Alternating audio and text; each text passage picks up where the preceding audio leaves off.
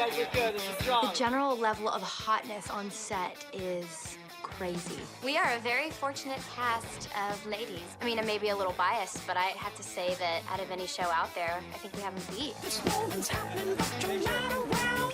Yeah, man. They seem to like me with my shirt off. It seems whenever they can write a scene for it, it seems to somehow slide in there. We were actually doing a read-through the other day for one of the episodes. I just kind of glanced over and then I was like, wow, some really cute boys on our show. Good job, casting.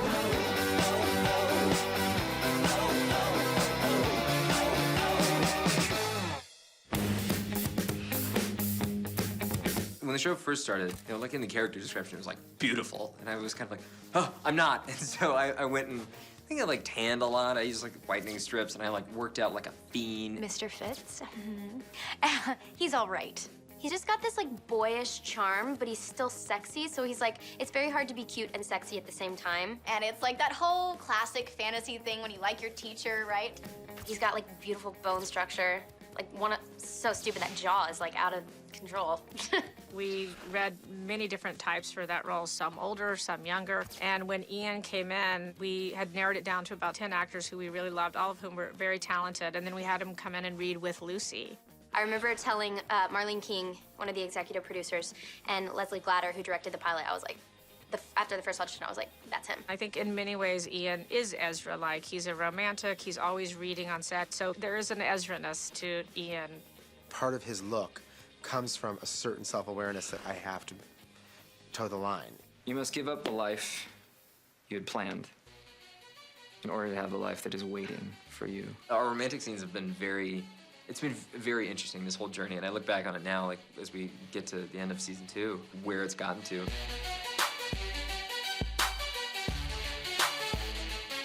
The pilot in Vancouver, I was sitting there, like, brushing my teeth, like, flossing and mouthwash, like, twice. It's so funny, it's like 2 years later, and we're still making out with each other. And now she's lucky if I brush my teeth. What's so funny about the scene where I'm running out in the parking lot to sort of stop him from leaving, and we twirl and kiss. It's so funny because it was actually one of the most awkward scenes for me to film. It was like in a back lot on Warner Brothers, and it was outside. It was actually a parking lot, and there were literally tours going on. I felt like a tourist attraction. You know, on paper, obviously, it reads beautifully. It's like, this is like fairy tale romance. But when we were shooting it, like, I was in a short skirt, and I had like clunky boots on, and he was stepping on my feet, and like everything sort of went wrong, but they sort of edited it, added the right song, lit it nicely, and it's turned out amazing.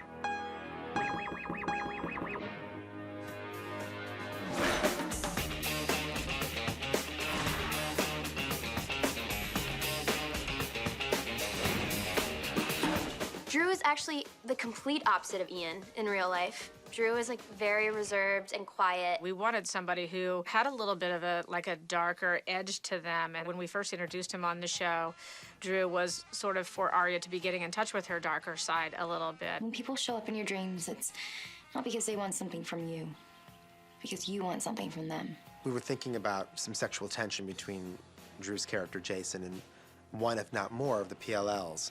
Listen, I'm glad I bumped into you. I was hoping we could talk. And Drew brought some edge to that, which was really fun for us. We hadn't had anybody in the show quite like that. We wanted to find someone who had a quiet intensity. The brooding stare that Drew does is very much Drew and just sort of his natural way of connecting with people. Jason and Arya's, relationship has kind of grown into something where she understands him. I mean, you always did the unexpected, as opposed to me. Which I also thought was cool. He's like that weird transformation that you haven't seen someone in a long time, and he comes back and he's like, wow. Be cool. Are you ready for me? I'm very rarely distracted by the way someone looks. Usually I'm just collected, can act with whatever. But initially when I saw him, I was like double take, because he's like visually almost flawless. Lucy and I are pretty comfortable with each other. We're good friends. We had never kissed before, so, I mean, there's always that little bit of that awkward moment beforehand. I think it's really cool that we have such a variety of boys on our show, too. We've got the bad boy, we've got Caleb. He's He's very sweet and he has a sense of sight, especially for Hannah. Who you see on your screen is very much who he is. I would say that I have bits of my personality that are similar to Caleb. Nice work. It was easy. They're very similar in a lot of ways. I feel like I have some wittiness to me. Maybe they have different mating rituals in your book club. Maybe a slight streak of bad boy. We had narrowed it down to like 5 or 6 guys, and they all came in and read with Ashley Benson. He came in, he read, he was really good, and he just seemed like a Caleb. We all knew in the room, too, that that was a lot of magic that those guys had. They were really flirting with each other in the room. Events occur for both Hannah and Caleb that do bring them closer together, and one of them being he finds out who his real mom is, and that's huge for him. She did apologize for taking so long to find me. That was a very emotional scene to film, and it was one of those moments as an actor where everything else around you goes away. And then she said that my voice is like my father's. We were all crying on set that day. There wasn't a dry eye because he really brought so much to his performance.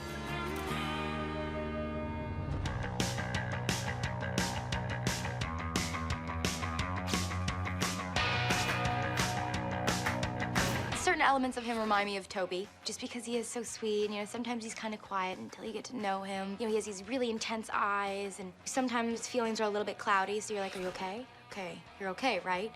All right. He was mysterious, brooding. The black cat of Rosewood was the way they described it. And I love that because my power animal, it's a panther. So immediately I was like, I feel like I can understand this kid. The first season, we played him much more as a misfit and sort of the Boo Radley.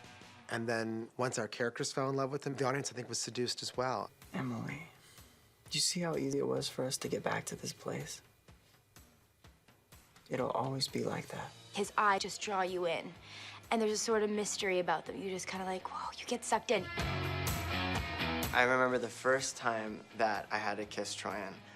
I couldn't sleep the night before. I was so worried. It was like the first time that I had ever kissed a girl on a TV show. And I was so nervous. My first kissing scene with Keegan was outside of the motel room when he kisses me in front of the car.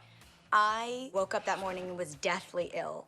And I mean, not pretty ill. Before we started doing the scene, she started eating an apple, and she's like, it's all good, you're fine. And I was like panicked. I was like so nervous. I was like eating gum and mints and things. And he was very, very nervous about it, and he was very excited about it. And I was just like, I need more Kleenex. Like this poor boy, like give me more Kleenex. It was not pretty.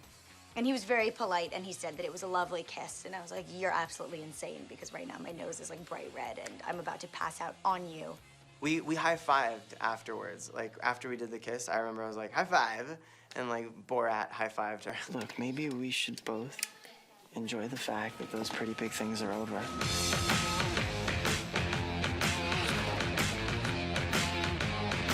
The first time we had a shirtless scene, it was Toby, and I didn't have any idea what was under that shirt of his. Every time that it's happened to anybody on the show, when there has to be any kind of awkward clothes displacement, everyone starts to laugh and go, ooh.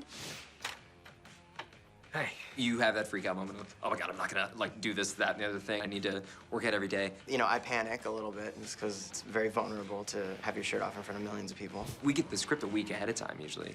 So I'm not gonna suddenly look like one of the guys from 300 in a week. Well, I ask that they let me know as far in advance as possible so I can change my diet and start doing some crunches because I don't exercise and I don't really watch what I eat. He was like in these little bathing suit shorts, and I think he was just a little embarrassed to be in front of all the crew and close to nothing and me. Some actors are more self-conscious than others, but our actors don't seem to be.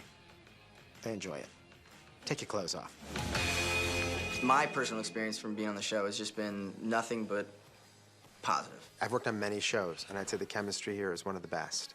And they're also like really good people. I mean, everybody's like, oh, the cast is so good looking, but they're like really good people. They're nice on the set, off the set, with their shirts on, with their shirts off. We'll take them however they want to come to us. I'm very grateful to have them all on the show and grateful for their hard work, and we can't wait to see, what they bring to the party for season 3.